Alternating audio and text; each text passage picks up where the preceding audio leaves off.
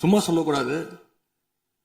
நம்முடைய முதலமைச்சர் அவர்கள் ஆட்சிக்கு வந்த ஒரே மாசத்துல தமிழ்நாட்டிலே தன்னுடைய பெரம்பூர் தொகுதியை நம்பர் 1 தொகுதியாக மாத்தி காட்டிட்டார். எதுல நம்பர் 1 பாத்தீங்கன்னா, இன்னைக்கு தமிழ்நாட்டிலேயே மின்வெட்டுல நம்பர் 1 தொகுதி பெரம்பூர் தொகுதி தான்.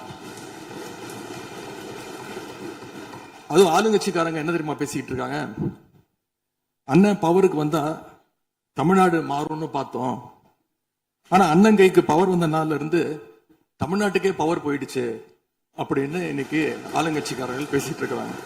மாண்புமிகு மின்துறை அமைச்சர், மாண்புமிகு பேரவைத் தலைவர் அவர்களே,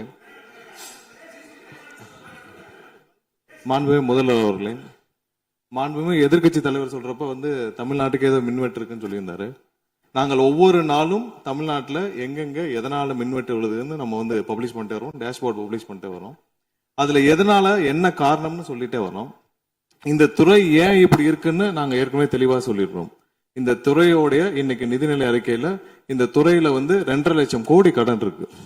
அது இல்லாமல் இந்த துறையில எந்தவித இன்ஃப்ராஸ்ட்ரக்சர் டெவலப்மெண்ட்டும் இவங்க கடந்த 5 ஆண்டுகள் 15 ஆண்டுகள் செய்யப்படவில்லை. இது சம்பந்தமாக விரிவான வெள்ளை அறிக்கை விரைவில் வெளியிடப்படும் நம்ம ஏற்கனவே சொல்லிடுவோம். அது இல்லாமல் இந்த துறைக்கு கடந்த 5 ஆண்டுகளாக எவ்வளவு பேர் ஆள் எடுத்தார்கள் என்று, எவ்வளவு பேர் வேலைக்கு ஆள் எடுக்கப்பட்டது என்பதையும் நாங்கள் இன்னும் ஒரு சில நாட்கள்ல இதற்கான விளக்கமாக வெள்ளை அறிக்கையை நாங்கள் கண்டிப்பாக வெளியிடுவோம். இந்த துறையில் பாத்தீங்கன்னா இப்ப வேக்கண்ட் மட்டும் 70,000 வேக்கண்ட் இருக்கு. இது எல்லாம் சீரமைத்து இந்த ஒரு வாரமாக 10 நாட்களாக மொத்தம் 125 குழுக்கள் அமைக்கப்பட்டிருக்கு. இந்த துறையில நம்ம எதனால இந்த மின்வெட்டுகளை சரி செய்ய 125 குழுக்கள் அமைக்கப்பட்டு 500 பேர் வெளியிலிருந்து கான்ட்ராக்ட் எல்லாம் எடுக்கப்பட்டு எங்கெங்கெல்லாம் மின்வெட்டுகள் இருக்கோ அது சரி செய்யப்பட்டிருக்கு. கடந்த ஒரு வாரமா நீங்க பாத்திருப்பீங்க, ஒவ்வொரு நாளும் எதனால் மின்சாரம் தட்டுப்படுதுன்னு சொல்லி பப்ளிஷ் பண்ணிட்டே இருக்கோம். பொதுவாக குற்றச்சாட்டுகள் சொல்லுவதை தவிர்த்து விட்டு எங்க ஸ்பெசிபிக்கா எந்த நாள்னு சொல்லிட்டு பெரம்பூர்ல அதான் சொல்றோமே, பெரம்பூர்ல எத்தனை முறை மின்சாரம் தட்டுப்படுச்சு, எதனால தட்டுப்படுச்சு, எவ்வளவு நேரத்தில் அது சீர் செய்யப்பட்டது, சரி செய்யப்பட்டதுன்னு பார்த்திருக்கோம். எங்கெங்கெல்லாம் ஃபியூஸ் திருட்டுக்கு நடக்கப்பட்டதோ அவர்களெல்லாம் கைது செய்யப்பட்டிருக்கிறார்கள். அதே மாதிரி வேற எங்கெல்லாம் சிசிடிவி இல்லாத இடத்தில் இருக்குதோ அங்கெல்லாம் ரோந்து பணிகள் அதிகரிக்கப்பட்டிருக்கு. கடந்த 10 நாட்களாக எங்கெங்கெல்லாம் தேவையில்லாமல் மின்வெட்டுகள் ஏற்படுத்தப்பட்டதோ, ஓவர்ஃப்ளோ லோடு அதிகமாக அனுப்பப்பட்டு அதெல்லாம் உடனடியாக சீரமைக்கப்பட்டிருக்கு. ஒவ்வொரு நாளும் குறைஞ்சது 50-55 இடத்துல மின்சாரம் தட்டுப்பாடு அங்கங்க மின்வெட்டு ஏற்படுது. சோ அதுல 35 இடத்துக்கு கீழேயாவது 1 மணி நேரத்துக்குள்ள சரி செய்யப்பட்டு வருகிறது. அதுக்கான டேஷ்போர்டுக்கு தெளிவாக எதிர்க்கட்சி தலைவர் பார்த்து விட்டு பேசினால் நன்றாக இருக்கும். மாண்புமிகு முன்னாள் அமைச்சர் மாண்பு உறுப்பினர் செந்தில் பாலாஜி அவர்கள். மாண்புமிகு பேரவைத் தலைவர்களே, எங்களுடைய எதிர்க்கட்சி தலைவர்கள் சொன்னார்கள் மின்வெட்டு சம்பந்தமாக. இப்போதைய அமைச்சர் அவர்கள் அது குறித்து கருத்துக்களை சொன்னார்கள். கடந்த 5 ஆண்டுகளில் சீரான மின் விநியோகத்திற்கு 393 துணை மின் நிலையங்கள் அறிவிக்கப்பட்டு அதற்கான பணிகள் பெரும்பான்மையாக முடிக்கப்பட்டு பயன்பாட்டிற்கு கொண்டு வரப்பட்டிருக்கின்றன. ஒவ்வொரு ஆண்டும் தேவைக்கேற்ப கூடுதல் மின் தேவை ஏற்படுகின்ற பொழுது அதற்கான ஏற்பாடுகள் செய்யப்பட்டு புதிய மின் உற்பத்தி திட்டங்கள் வரை அறிவிக்கப்பட்டு அது செயல்பாட்டுக்கு கொண்டு வரப்பட்டிருக்கின்றன. ஏறத்தாழ 90,000 மின்மாற்றிகள் கடந்த 5 ஆண்டுகளில் புதிதாகவும் பழுந்தடைந்ததையும் மாற்றி சீரமைக்கப்பட்டன. ஒரு அமைச்சர்கள் ஒரே நிமிஷம் சொல்லி முடிச்சு. அதாவது ஒவ்வொரு ஆண்டும் கூடுகின்ற பொழுது மின் தேவை கூடுகின்ற பொழுது அதற்கான ஏற்பாடுகளை நிர்வாக ரீதியாக செய்ய வேண்டியது அரசினுடைய கடமை. ஒரு அரசு பொறுப்பேற்ற பிறகு முதல் முறையாக அந்த அரசினுடைய துறையினுடைய உயர் அதிகாரிகளை அழைத்து ஆய்வுக் கூட்டங்களை நடத்தி என்னென்ன குறைபாடுகள் இருக்கின்றன, அதை எப்படி நிவர்த்தி செய்யலாம் என்பது களையெடுக்க வேண்டியது அரசினுடைய கடமை, துறையினுடைய கடமை.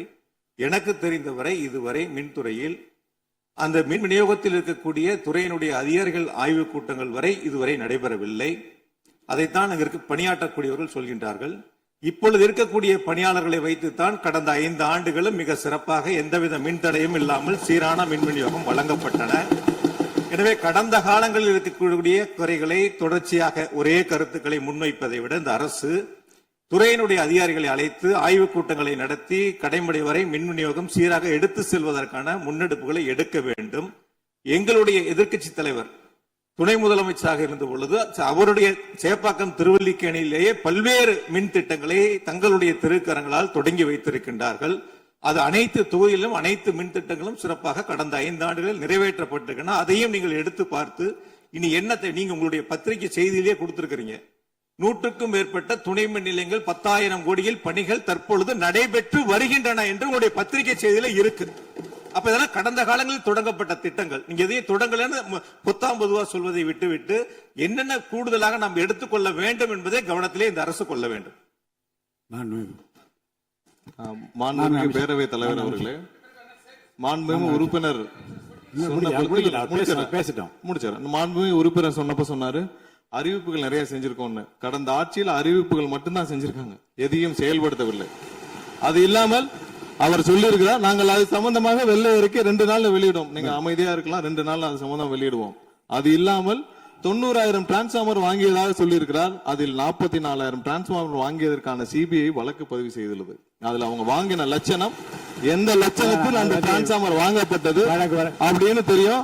அது இல்லாமல் அதற்கு முன்னால் இருந்த மின்சாரத்துறை அமைச்சர் அங்கே அமைதியா உட்கார்ந்து இருக்கிறார். முன்னால் இருந்த மின்சாரத்துறை அமைச்சர் அமைதியா உட்கார்ந்து இருக்கிறார். இது தேவையற்ற விவாதத்தை எழுப்ப வேண்டாம். 2 நாட்கள்ல வெள்ளை அறிக்கை வெளியிடப்படும். அதற்கப்புறம்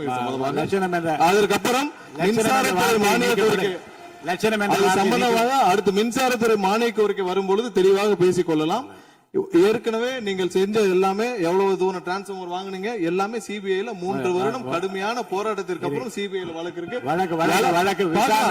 எல்லாம் விரிவாக மின்சாரத்துறை மானிய கோரிக்கை பேசிக்கலாம். 2-3 நாட்களில் வெள்ளை அறிக்கை வெளியிடப்படும், அப்போது பேசிக் கொள்ளலாம். வழக்கு விசாரணை உள்ளதை பற்றி மாண்பு அமைச்சர் பேசியது நீக்கப்படுகிறது. லட்சணம் என்ற வார்த்தை நீக்கப்படுகிறது. மாண்பு எதிர்கட்சி தலைவர் அவர்கள் இனி குறுக்கீடுக்கு அனுமதி இல்லை. மாண்பு எதிர்கட்சி தலைவர் இன்னைக்கு அவங்க பேசி முடிக்கணும். மாண்பு எதிர்கட்சி தலைவர் சரி விடுங்க. என்ன சொல்லுங்க, சீர்கமா சொல்லுங்க. மாண்புமிகு பேரவைத் தலைவர் அவர்களே, மாண்புமிகு அமைச்சர் அவர்கள் கடந்த 15 ஆண்டுகளாக என்று ஒரு வார்த்தையை சொல்லியிருக்கிறார். கடந்த 15 ஆண்டுகளுக்கு முன்பாக மாண்புமிகு இதய தெய்வம் புரட்சி தலைவி அம்மா அவர்கள் தமிழகத்துடைய முதலமைச்சராக இருந்த பொழுது தமிழகத்தை மின் மிகை மாநிலமாக மாற்றி தமிழ்நாட்டிற்கு தேவையான மின் உற்பத்தியை விட அதிகமாக உற்பத்தி செய்து அண்டை மாநிலங்களான கேரளா, கர்நாடகா, ஆந்திரா போன்ற மாநிலங்களுக்கு மின்சாரத்தை விற்பனை செய்த மாநிலம் தமிழ்நாடு என்பதை இந்த அவையிலே பதிவு செய்கிறேன். எல்லாம் வெள்ளை அறிக்கை வருகிற போது எல்லாம் வெட்டு வெளிச்சம் ஆகிவிடும். அதுக்கப்புறம் பேசுங்க, நீங்க பேசுங்க. எதிர்கட்சி தலைவர் அவர்கள்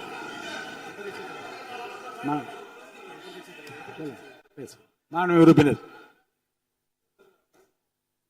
மாண்பு பேரவைத் தலைவர்களே, மாண்புமிகு மின்துறை அமைச்சர் ஊடகங்களை நல்ல சிறப்பாக கையாளுறவர். கொஞ்ச நாள் அமைதியா இருக்காருன்னு பார்த்தா இன்னைக்கு இங்கேயும் அந்த முயற்சி எடுத்திருக்கிறாரு. எத்தனை கோடி கடன் இருக்கிறது இன்னைக்கு நேற்று இல்ல. இது சேவைத்துறை, போக்குவரத்துறை, மின்துறை, இதெல்லாம் சேவைத்துறை. லாப நட்டம் பார்க்கிற விஷயம் இல்லை. கடன் இருந்தாலும் பொதுமக்களுக்கு மின்சாரம் சென்று சேர்கிறதாங்கிறது முக்கியமான பிரச்சனை. கடந்த 5 ஆண்டுகள்ல இந்த பிரச்சனை இல்லாம இதே கடனோடு இதே ஊழியர் பற்றாக்குறையோடு தான் செயல்படுத்தினோம். ஊழியர் பற்றாக்குறையை எப்படி சரி செய்வதுங்கிற பிரச்சனை எங்களுடைய ஆட்சி அமைந்த பொழுது கொரோனா உச்சத்தில் இருந்தது, பொருளாதார நெருக்கடி இருந்தது. அதையெல்லாம் படிப்படியாக சீரமைத்து அப்பொழுதுதான் நம்முடைய முன்னாள் மின்துறை அமைச்சர் சகோதரர் செந்தில் பாலாஜி அவர்கள் சொன்னது போல 95,000க்கு மேற்பட்ட டிரான்ஸ்பார்மர்ஸ் அங்கங்க நிறுவி இருக்கோம். அது எல்லாமும் போட்டோ எடுத்து அவர் எல்லாத்தையுமே ரெக்கார்ட் பண்ணி வச்சிருக்காரு. வேணா உங்களுக்கு அதெல்லாம் கொடுக்குறோம். சட்டமன்றத்திலும் எல்லோருக்கும் வழங்கப்பட்டது. அதே போல பெரம்பூர் தொகுதிக்கு பக்கத்து தொகுதியான எங்களுடைய தலைவர் தளபதி அவருடைய தொகுதியான குளத்தூர் தொகுதியில 220 kV புதிய மின் நிலையம் துவக்கி வைக்கப்பட்டு அந்த பகுதி எல்லா பகுதிக்கும் சேர்த்துதான் சரி செய்வதற்கான வாய்ப்பு வழங்கப்பட்டிருக்கிறது. போய் நீங்க கொஞ்சம் ஆய்வு பண்ணுங்க. அடுத்தது ஃபியூஸ் கேரியர் திருடு போனதை சொன்னார். ஒரு சிறப்பான காட்சியை வெளியிட்டார். பகல் நேரத்தில் சிறப்பான வெயிலில் ஃபியூஸ் கேரியர் திருடப்படுகிறது.